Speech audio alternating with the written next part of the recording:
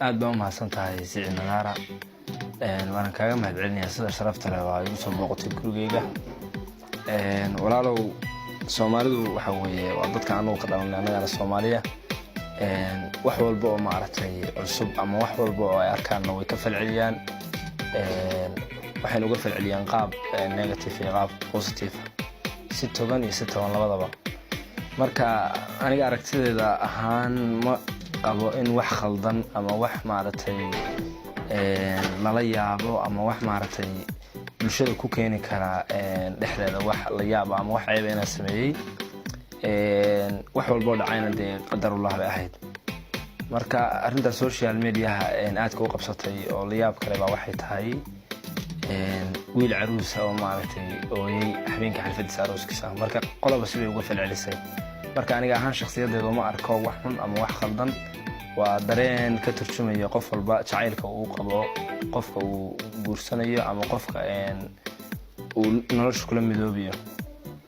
marka waxaan is dhihi karaa ma aha waxaan u aan inta iska keenay ama wax doqonnimo iga keentay laakiin dareen farxadeed oo muujinaya meesha ay gaarsiisan tahay jacaylka ay dadku igu qabaan ehelkayga familigayga asxaabtayda marka arkay sida quruxda badan oo sharafta leh oo ay igu nidaamiyeen iguna soo qabanqaabiyeen xalfadeyda ilaahay waa mahad iska leh alxamdulillaah aad baan uga mahadcelinayaa cid walba xalfadda kaga qaadatay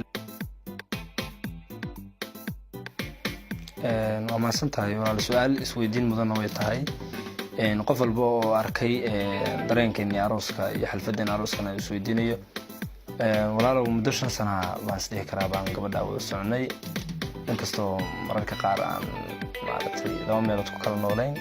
laakiin waqtiga nagu badnaaba waa kala maqnayn haddana dareenka iyo farxadda waxa iga keenayo ilinta iga keenay waxaan dhihi karaa waxay tahay anigoo dalkii dib ugu soo laabtay ehelkayga iyo asxaabtayda meelo kala duwan jooga arooskayga soo qayb galay iyo anigii oo helay qofkii aan nolosha kula midoobi lahaa والله دي قفنا ما عرفتي حوي شرحات جود كما بيحن كرا وقت بدن سو سعودي اما arrin waqti dheer soo jiitamisay marka waxa is dhihi karaa de waa qof walba oo wax jecel ama qof walba oo damiir loo jecel ku jiro uu dareemi karaa xiriirkiisa marka jacaylkan wallahi muddo badan aad u badan baa maartay gabadhan wada soconay xiriir badan naga dhaxeeyay waxaan dhihi karaa soo ku soo bilowday anigu sikadiisa uu ahaa anigoo waxa weeye qofkii aan maaragtay hadda aan nolosha kula midoobay gabadha nolosha kula midoobay sikadiisa isku baranay laakiin wax walba ilaahay oo mahad iska suurto galiyay way jiraan waxaan dhihi karaa waxay tahay intaan gabadha wada soconay hal mar oo nolosheena ka mid ah ismaana aflagaadeen wax maana nama dhexmarin wax khaladana nama dhexmarin waxaan wanaag ahayn muddada 5 sano والله qof walba wuxuu dareemi lahaa arrinta meesha taagan haday qabsan lahayd baan dareemayaa anuu ismana leeyahay ragga Soomaaliyeed baa maaragtay jacayl iyo naxariis dheertahay laakiin anuu horena waa u sheegay macnaha dareenka iyo maaragtay farxadda iga keenay ilinta iyo dadka ehelkayga labadii waalid gabadha waalidkeedii sida ay ugu hagar baxeen iyo asxaabtayda labada dhinacba dhinaceeda haday tahay dhinacayga marka sida laaligeed baan u qiirooday laakiin isma lihi ragga kala waxa weeye wax naxariis iyo jacayl badan aan dheertaa ma garata wallahi horta reemudugu waa run dad adag waayihiin aniga hadda laftirkaygu adeeg iyo reemudugnimadi inay iga suulin baan mareynaya laakiin dareenka jacaylku ma ahan qofku wuxuu xukumo oo hintuna ma ahan qofku si wax walba uu sameeyo iyo dib walba oo naftiisa u geysto wax ka imaanaya laakiin waa wax ku yimaada dareenka iyo xaaladda markaa taagan marka waxaan is dhihi karaa dareenkaaga iyo maaragtay jacaylkaaguba reemudugnimo wax ku salaysan ma ahan laakiin waa wax maaragtay ilaahay xag rabbi ka keenay inaan maaragtay arrintaas dhacdo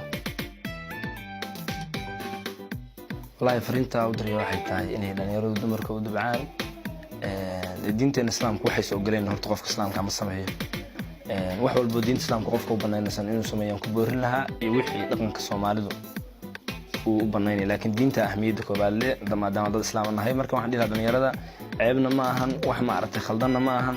dad baa waxa weeye xafladooda arooska si dhaqan xun oo anshax xumo ah uga falceliya una arka sharaf laakiin waxaan dhihi lahaa anigu maadaama hadda ay arrinta aniga social media iga qabsata ay tahay nin caruusa wuxuu ooyay marwadiisii waxaan dhihi lahaa inaad dumarka u dabacdaan wixii khibrada ah iyo maaragtay iyo hadday tahay oohintii iyo hawsheeda ma garanaysaa ciddii rabta inay maaragtay ila wadaagta ama iga waraysato waxaan dhihi lahaa anigu dee oohin iskama keenin laakiin dareenka ayaa keen marka dumarka in loo dabco waan kula talinaa ragga dhallinyarada iyo guurka ku haminaya wallaahi ilaahay subxaanahu watacaala marka waad uga mahadcelinayaa suurtageliyey inaan dowlaaniyo gabadhaas mar kalena suurtageliyey inaan nolol intaan kusoo gaarno annagoon wax dhibaya caqabad la kulmin marka kale waxaan uga mahadcelinayaa faamiligayga iyo asxaabteyda anagoon kala saarayn iyo gabadha faamilkeeda iyo asxaabteeda intaba iyo cid walba oo ka qayb qaadatay xalfadda quruxda badan ee dhacdo kana shaqaysay inaan si sharaf leh oo dadnimo ku jirto isku helno waxaan si gaar ugu mahadnaqayaa hooyada Jawaahir Maxamed Xuseen iyo hooyada Xaali Aadan haddaan xagga dhallinyarada fiirsana anoo kala reebin intii aan ka gaaro waxaan si gaar ugu mahadnaqayaa ninka la yiraahdo Diiriye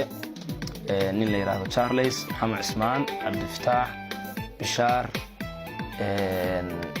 ragaas waxaan u salaamayaa si gaara Maxamed Cabdullaahi Siraad iyo Cabdisaaq Cabdullaahi Siraad labadan nin waa 8 qof aan isdhihi karo aad bay uga qayb qaateen shaqadii socotay xagga dumarkana waxaan uga mahadcelinayaa Aamina Cabdinaasir oo walaashay ah Sawdo geesdiir oo gabadha walaasheed ah iyo Xafsa Cabdinaasir walaashay waxaan kaloo u mahadcelinayaa gabar la yiraahdo Maariyo marka ayagana aad bay ugu mahadsantiin sida uga qayb qaateen oo sharafta leh arooskaasna u dhacay wallaahi haddaan dalxiisana waxaan ku dalxiis lahayn meesha ay gabadheeda kasoo jeedo Galdogob